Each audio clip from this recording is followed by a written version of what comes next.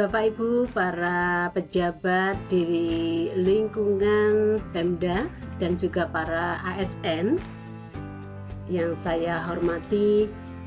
Baiklah, pada kesempatan ini saya akan share terkait dengan ruang lingkup pengelolaan barang milik daerah.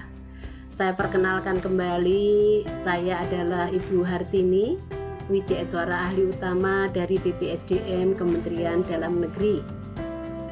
Terinspirasi oleh Bapak Kepala BPSDM Kementerian Dalam Negeri, Bapak Dr. Andes Teguh Setiabudi MPD, untuk selalu produktif begitu meskipun kondisinya adalah work from home ya. Nah, ini akhirnya saya berkesempatan untuk membuat materi pembelajaran berupa video ini.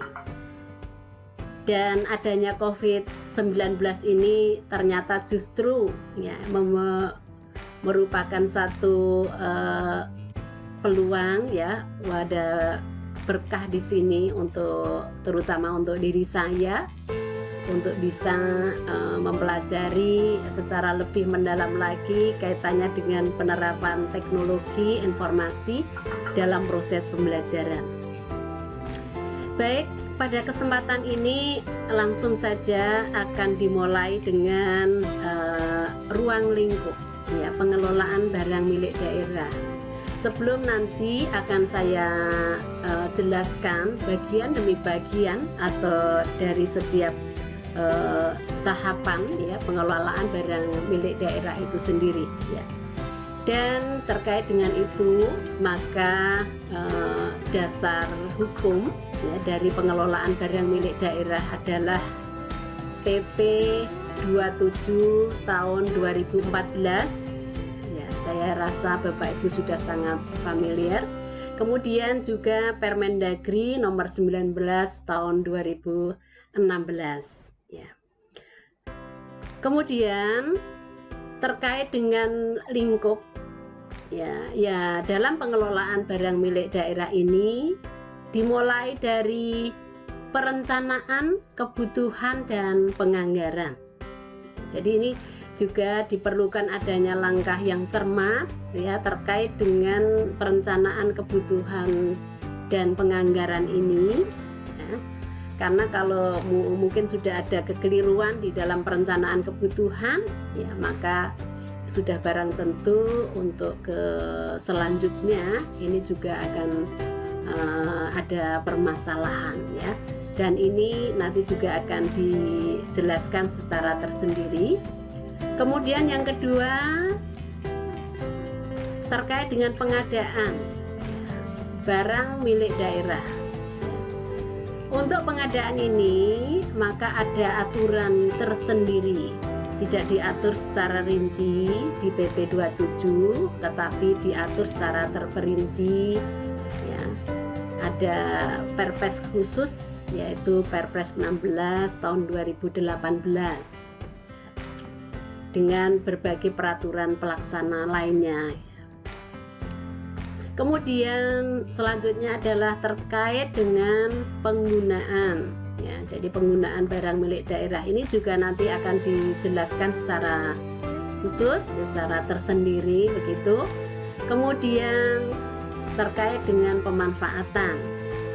Jadi ini juga Bapak Ibu sekalian masih dijumpai adanya berbagai permasalahan terkait dengan pemanfaatan barang milik daerah ini.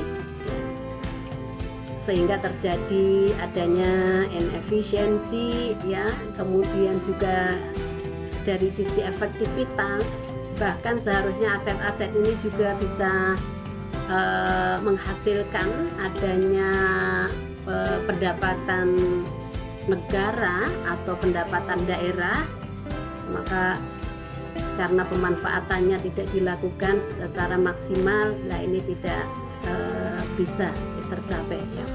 Kemudian berikutnya ya, pengamanan dan pemeliharaan ya, ini juga penting ya kaitannya dengan pengamanan ya, karena aset-aset negara ya, aset-aset Pemda ini sudah barang tentu ketika pengadaannya ya, ini juga membutuhkan satu energi yang luar biasa di sini, anggaran negara, anggaran Pemda ya.